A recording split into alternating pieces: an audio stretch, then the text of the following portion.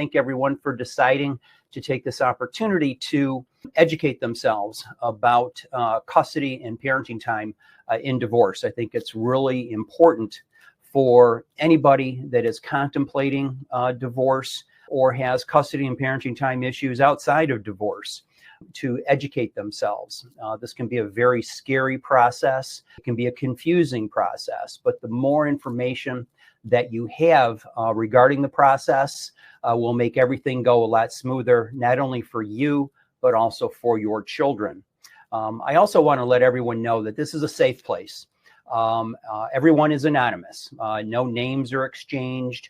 You're not going to see everyone else's name during this webinar in some sidebar. I'm not going to mention any names of anybody that has registered or who has appeared. And even during the Q&A, I'm not going to mention any names. So I just want you to understand that this is a free space and a safe place. And that applies also in the future. If you were to ever contact my office or you call my office, your information is never shared with anyone else. I consider that to be attorney-client privilege, even if you're not officially a client. I'm going to make sure that your identity is absolutely protected, so you don't have to worry about that. So just real briefly, a lot of you may know this already. My name is Garry Greenberg. I've been an attorney in Michigan for 40 years. I've always practiced family law, and the very short definition of family law is, at least for what I do, is doing divorce cases, doing custody cases, and handling support cases, and all the variations in between in those basic items. But enough about me. You're not here to hear about who I am, but I want to let you know where we're going with this conversation. Today is going to be a broad overview.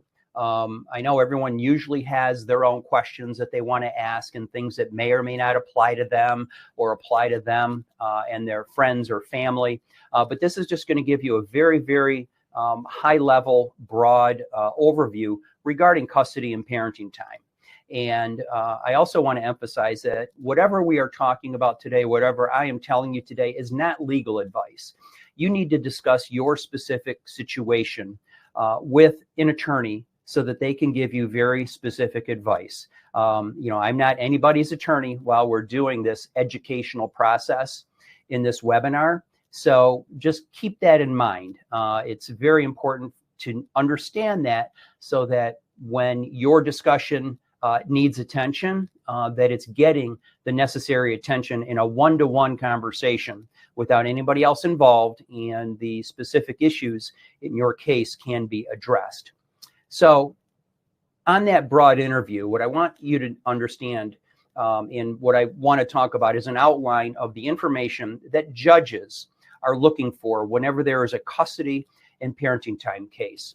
And when the parents cannot agree on what the custody and the parenting time should be for their child or children, then a judge is going to decide. The judges use the friend of the court to assist them in that process, but I'm just going to talk about the judge, not the friend of the court process. And if a judge has to decide what is going to happen with your children as to custody and parenting time, the key thing that they're looking for, as required under Michigan law, is to look at the best interest factors. And there are 12 best interest factors.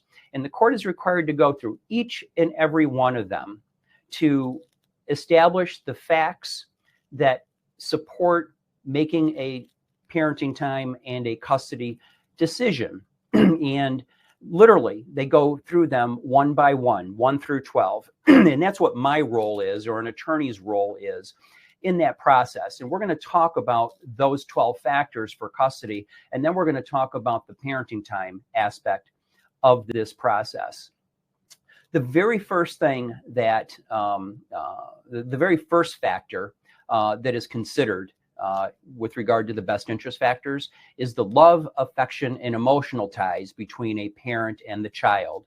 And very often, one parent isn't going to be selected over the other.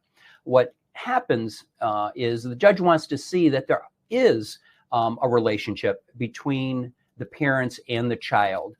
Almost every time, every time in the last 40 years that I've been practicing, one parent hasn't been picked over the other with regard to that factor.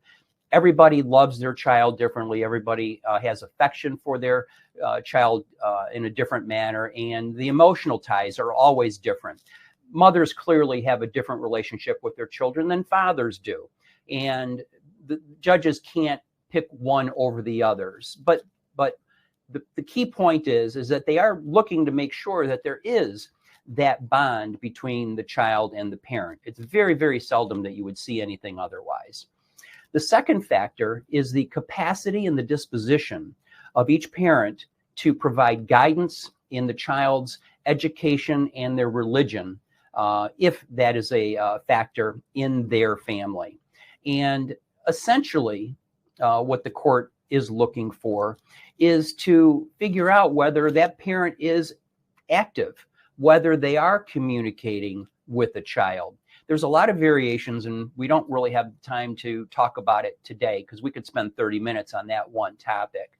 But some parents, as you might expect, they are 100% in. They are involved totally in the entire education process and the religious education for that child. And so they're actively involved, and they clearly show that they are able to do it and they have the disposition to do it. While some parents might not want to be involved in the school at all. They might not want to be involved with religion if that's something that exists within the family culture. So generally speaking, though that factor is relatively equal because everybody does it differently. Everyone has a different time, amount of time that's available to them to be involved with school, to be involved in their education of the children, and be involved with religion. So it's important just to know that that's out there, because if you are in a custody dispute, you need to be involved with the children in some way, shape, or form. The next factor that the court looks at is the capacity to provide for the material needs of the child.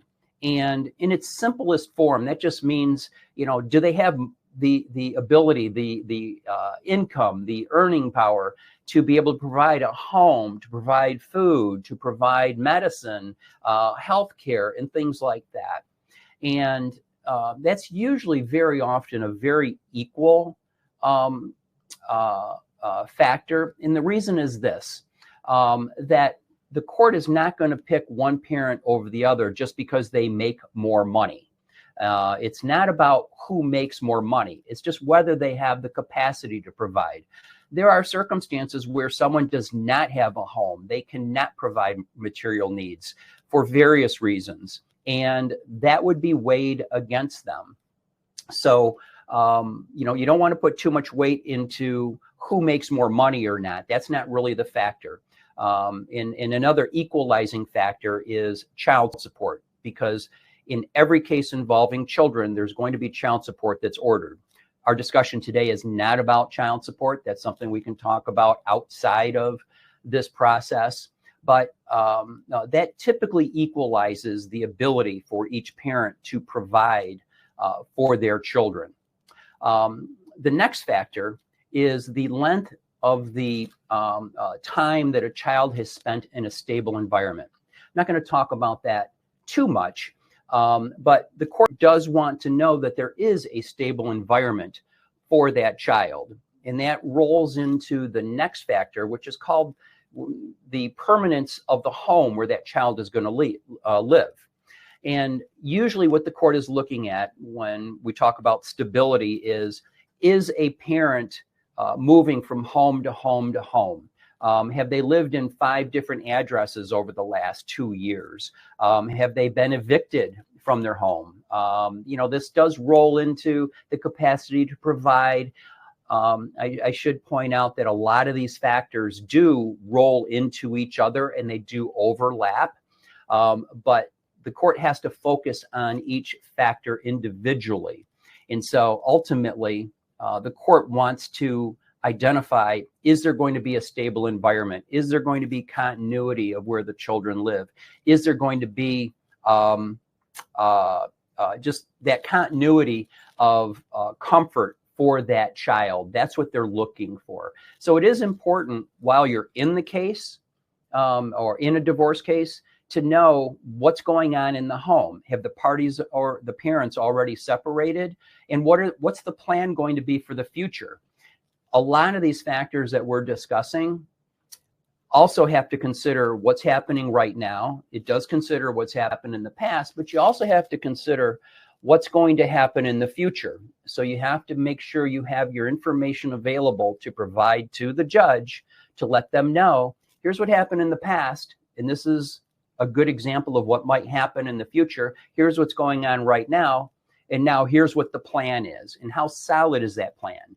A lot of people will say that they plan on buying a house. They might not have the ability to buy that house, or they might think that they're going to live in a certain neighborhood, but they don't have the ability to move into that neighborhood, or they've done absolutely nothing to do that. So those are how you prove those factors about the stability and the permanence of what the home has been, is, and will be. The next factor is, I think it's kind of a difficult factor for most judges. It's called moral fitness. And a lot of people want to tell me when I'm representing them that, they're a bad person. They've done a lot of bad things. It really depends on exactly what it is that they're doing. Now, if they have a criminal history, that can be a factor in determining moral fitness. If they're just a nasty person, well, how are we going to prove that? But we are going to look at that, and the judge is going to look at what that moral fitness is, and how they treat their children, and what kind of example are they for their children. Again, I'm not going to go into it very deeply, but that's one of the factors that the court wants to look at and has to make a determination on. The next factor is the mental and physical health of each parent. Are they able to actually take care of the children? Are they mentally capable, or do they have any limitations? Again, I can give you a lot of different examples, but the one that jumps out at me, and it was somewhat of a sad case, where the mother was disabled. She was in a wheelchair. She couldn't drive. And actually, it wasn't what you would call a nasty divorce, but she didn't have the capability to be able to physically take care of the children. She needed assistance, and that was a factor. And I did not represent that mother, but we needed to highlight the fact that she wasn't able to do a lot of the things that an undisabled parent would be able to do. So that was a factor. It wasn't the overriding factor, but it was a factor. So that's something that you look at. With regard to mental health, again, is there someone that has diagnosed mental health issues? Just because they're a bad person, or just because they might seem angry or depressed, that doesn't necessarily rise to the level of being a negative. That may apply to some of the other factors that we're considering. But if they have a diagnosed problem, the classic situation is where someone has been diagnosed as having a mental health issue, and that in and of itself is not going to prevent someone from getting custody or having parenting time. But are they doing what they need to do to make themselves healthy, to keep themselves healthy? Are they taking medications? Because that is going to bear on their ability to take care of their child. So the mental and physical health of a parent is a factor for the court to consider. The next factor is called the home, school, and community record of the minor child. And, that factor is really determined by how old the child is, and how active they may be in their school, in their neighborhood. And one of the key things that gets looked at for a school-age child is a report card. How is that child doing? They don't have to be an A student for a parent to be given credit for being a better parent. And just because a child doesn't do well doesn't mean that someone might not be entitled to have custody.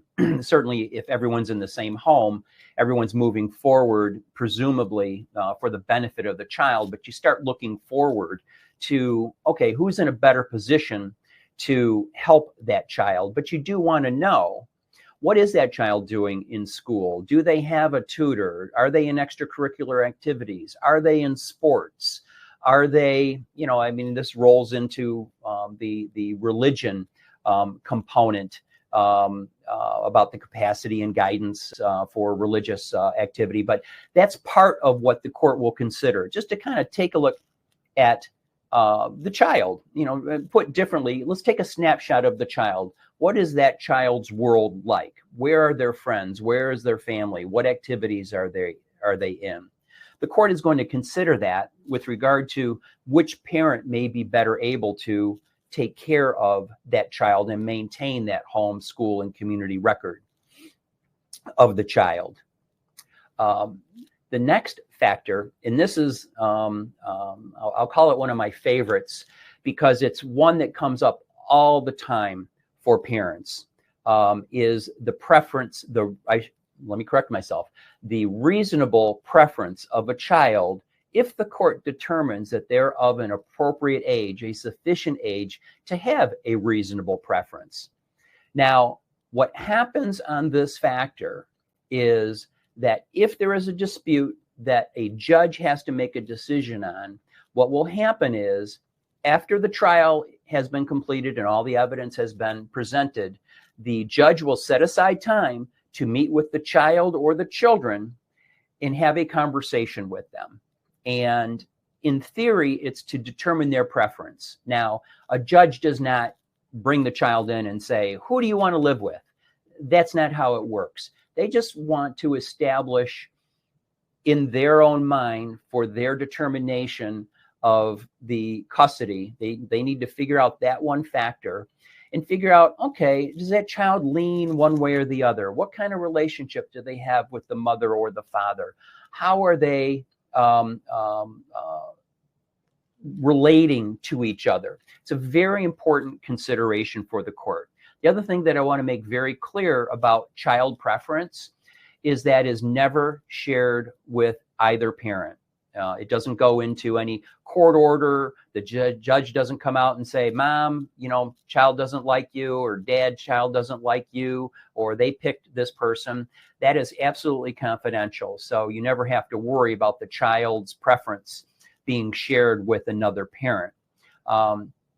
But getting back to when I started, why it's one of the most interesting and sometimes my favorite one to have to deal with is I have to explain to parents that just because a child wants to do something doesn't mean that's going to happen. They have to be old enough. Certainly a 4-year-old doesn't know enough about the world to make a decision. I've had many clients tell me that they've got a very smart child, but you can't rely on that one. If a child gets to be 16, 17 years of age, well, that's an entirely different process. If they can hop in the car and go stay with their friends, well, you're going to be limited on how you can control that preference in that process. The other point I want to make about these factors, which I haven't done yet, is that none of these factors are weighed more than the other. Every case is different. It's not like you have to win the majority out of 12, or if you win 5-2 or something like that. Every one of them is going to have a different weight, a different balance, and the court is going to look at the overall view of what's going on with the custodial situation and what is in the best interest of the child. Again, that is what is paramount for the judge in any process like this. The next factor that the court has to look at, and this is also, I think, one of the most important considerations for parents to remember when they are having a dispute about custody, and it's one of the most difficult ones for them to acknowledge. And it's really the willingness to facilitate and encourage the parent-child relationship with that other parent. whenever there's a dispute, usually what someone is saying is that, that other parent isn't doing right by this child. They are not acting in the best interests of this child. And that can be very difficult for someone for any parent to let go, to do something that is for their child's best interest. My experience over the last 40 years is that every child loves both parents. They may have more fun with one or the other. One may be more of a disciplinary parent. One might not do fun things like the other parent. But a child always loves their parent, just like the bond between parent and child is always different. And the love and the affection and the emotional ties are always different. But what the court wants to see is that one parent or the other is not interfering with that relationship. And I will tell you that judges look very favorably on parents that are doing what they can to make sure that their child is having a strong relationship with the other parent, because that's what's best for that child. That's in the best interest of the child. Every judge is going to say that. The last two factors, the next factor is whether there is domestic violence in a custodial situation. And that doesn't necessarily mean that the domestic violence involved the child.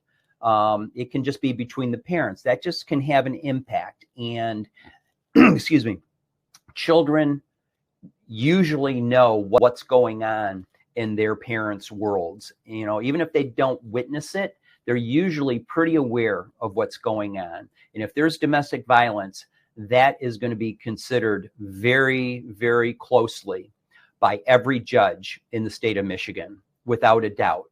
And there's really not that much more to say about it, because it is a factor. And the last factor is really just a catch-all. Are there any other relevant issues and facts for the court to consider? This is kind of like a wild card. Everyone's situation is different. Everyone has a different style of life, a way of living. They've got different relationships with people, and there's just different circumstances. And the first 11 of the factors, they weave together to create a story of what's in the best interest of that child. But there could be something extra. I mean, one example could be, and it's not necessarily in the first 11, is what is the family circle like? Kids grow up and they may have a lot of cousins. They may have a lot of aunts and uncles. They may have grandparents. And what is their relationship? And how does that impact on how the child will grow and what's in the child's best interest? Because the court is probably going to say that they should have a strong bond with the rest of the family, not just with the parents. That having been said, as you might expect a lawyer to say, just because a parent does not have family here does not mean that's a negative, but it is a consideration. So I just wanted to put that out there along with any other factors that may be considered. So those are the 12 factors that a judge is going to consider with regard to determining custody. All that having been said, it is very common for a judge to grant joint custody of the minor child, which basically means that both parents are going to be jointly responsible for making the important decisions regarding that child's life, which are normally education, religion, and health. So I'm not going to belabor that point, but that is very, very common.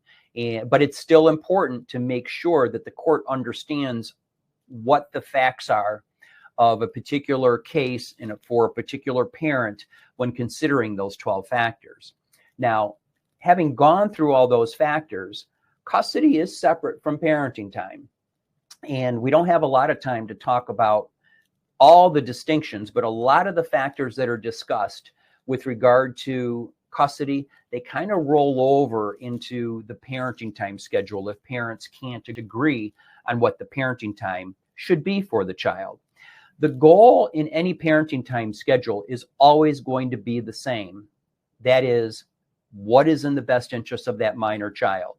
The other thing that is very important to understand about the law in Michigan with regard to parenting time is that Michigan law supports and wants to promote a strong relationship between the child and the parent.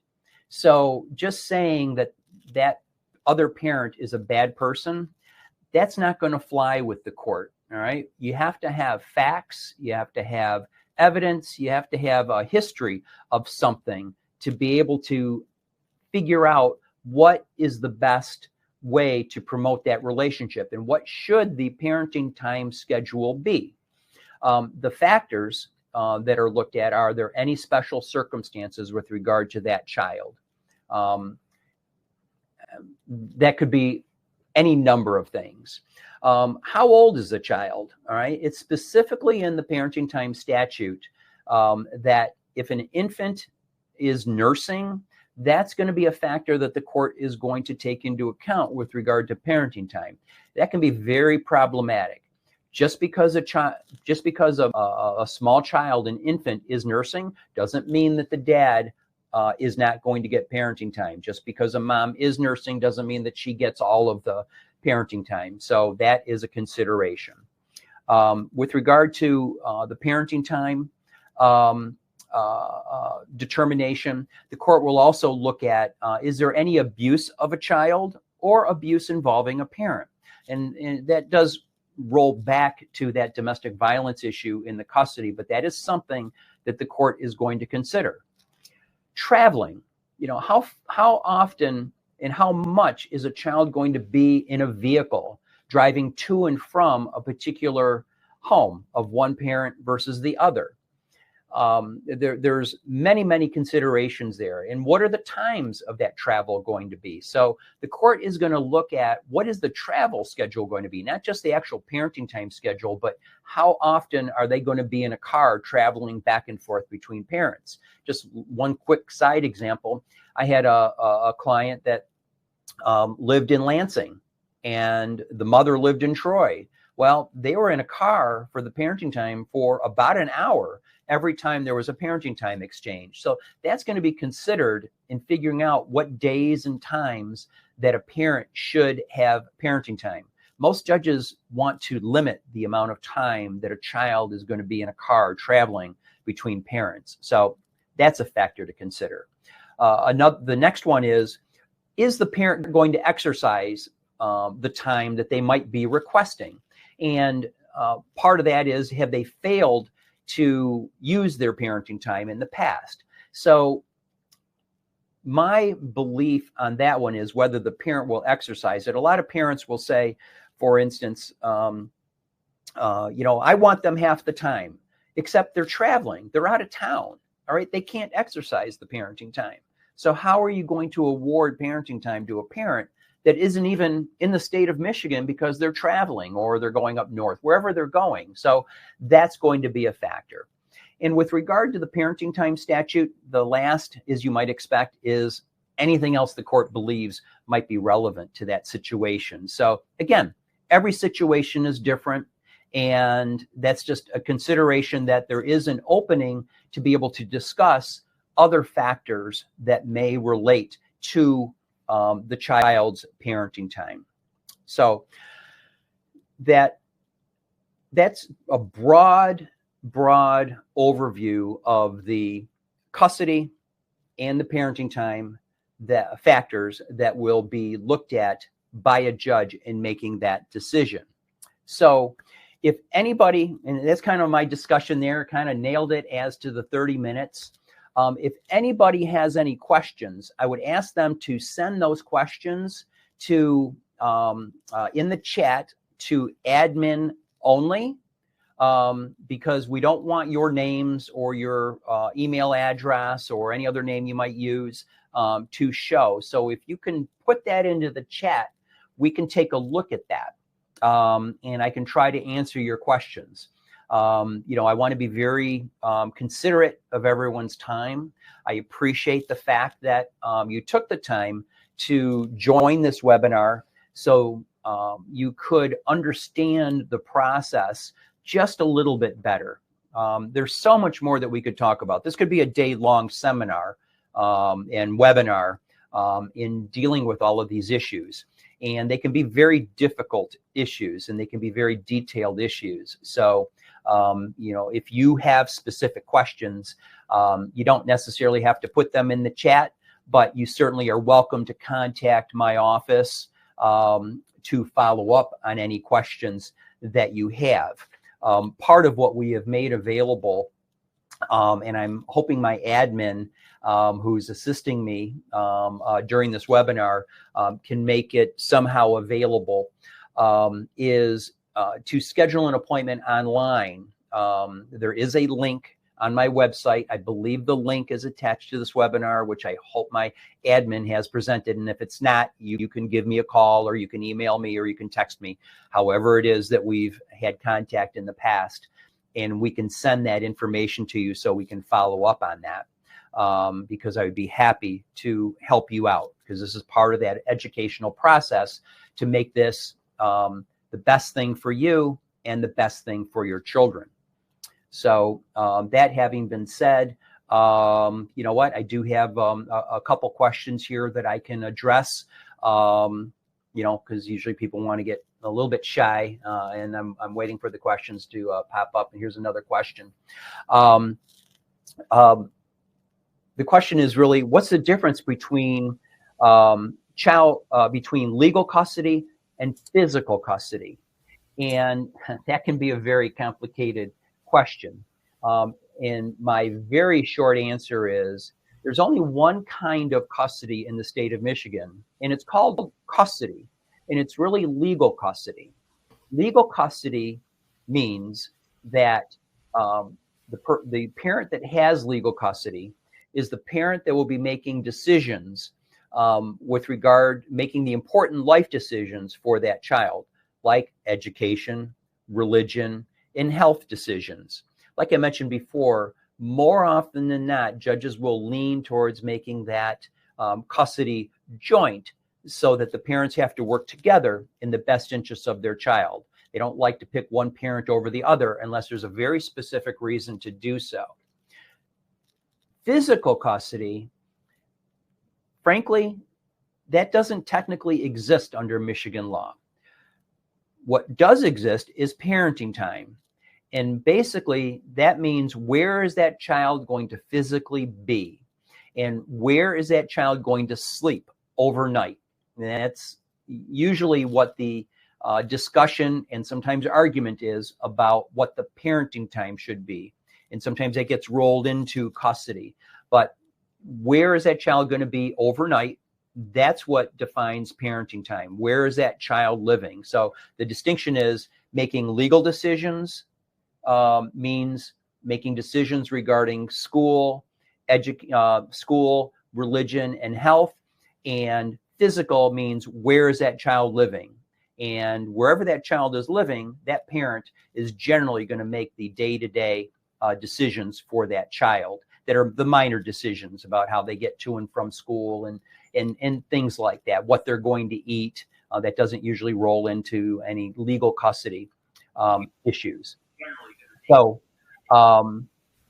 another question that has popped up is regarding custody, is like, well, which factors are most important? And I tried to share that information. No one factor is more important than the other. All right. The judge has to consider them all and then weigh them appropriately. As you might imagine, one factor might be way more important for the best interests of a child versus another one.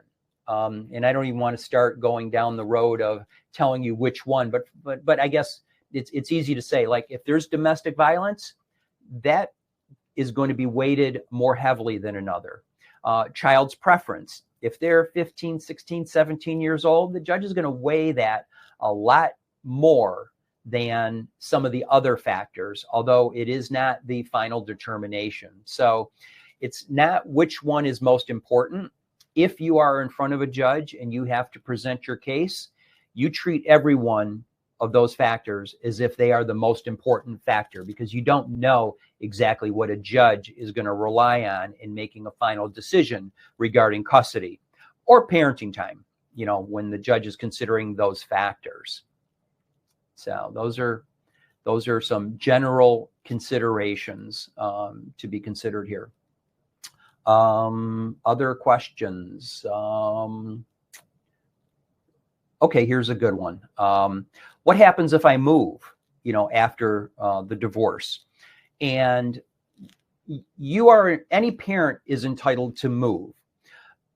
There's only two restrictions for moving after a divorce is final and a custody order has entered and a parenting time order has entered. Number one, under Michigan law, as it is right now, one parent cannot move more than 100 miles from where they currently live following a divorce. They would have to get permission to move that 100 miles.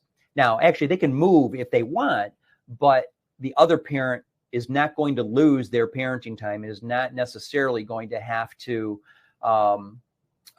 adjust their parenting time and their travel schedule because one parent moved outside of 100 miles. So that means to go beyond 100 miles, you're going to have to come back to court.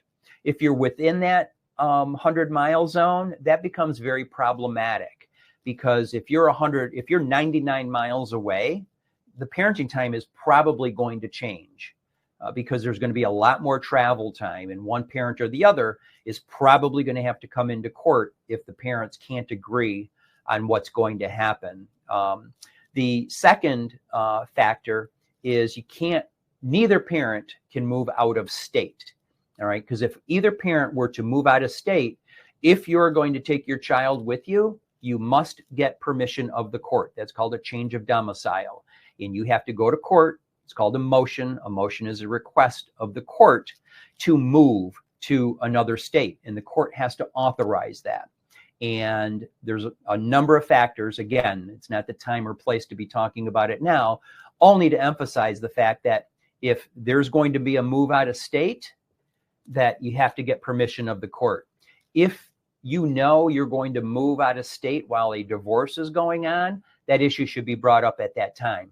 And then all of the appropriate issues can be brought to the attention of the judge so that the judge can make a decision on what will or won't happen. That is very fact specific about what someone should or shouldn't do as far as their plans to move out of state. Any other questions? I see we've got a little bit more time here. Okay, one of the questions is, what happens if the other parent doesn't follow the court order? Well, you've got a couple choices. Either you try to work it out with that other parent, but really that presumes that you're not able to work that out. The friend of the court, which assists the judge, some courts allow you to file a complaint with the friend of the court, and then they will try to resolve it. And if that can't be resolved because one parent or the other is not following the custody order or the parenting time order, you have to file a motion with the court.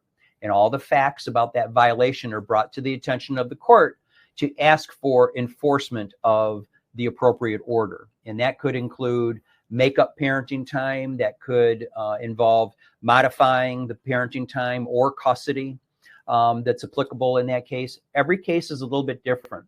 The one thing I will tell you for sure, judges get very unhappy when their orders are not followed.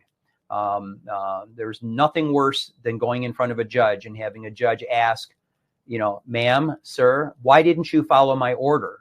All right. I was very clear in what I ordered. And, you better have some very, very, very, did I say very, very good excuses for not following that order. So that's what happens if someone isn't following the order. I'm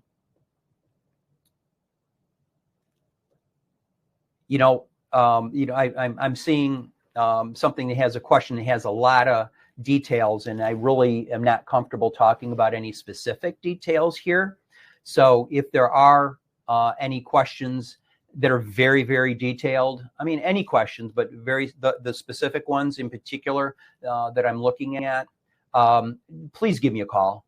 That's the best thing to do. I'd be happy to talk to you on the phone about your situation, and then we can decide what the next best step is going to be.